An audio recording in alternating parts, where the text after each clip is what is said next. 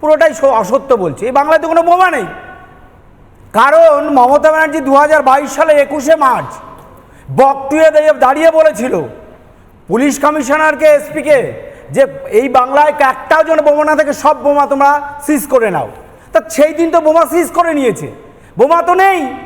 আসলে এগুলো বোমা নয়, এগুলো তৃণমূলের নতুন শিল্প। বাংলায় কোনো শিল্প দিতে পারেনি, সমস্ত শিল্প বন্ধ, কারখানাগুলো গুটিয়ে চলে যাচ্ছে। তাই তো বলছেন বিধায়ক। এদেরকে তৈরি করে বিধায়ক শুধু নয়, বিধায়ক বলছেন আমার দলের লাগবে। আমি যারা উদাহরণগুলো দিলাম সবাই তো তৃণমূলের লোক, মেরেছে তৃণমূলের লোকই।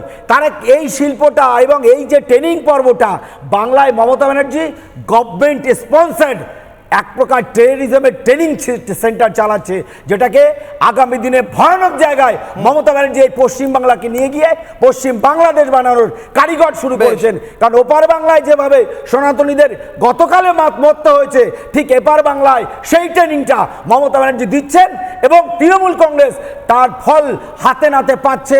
তাদের নেতারাই তার বোমের আঘাতে মৃত্যু হচ্ছে। এটাই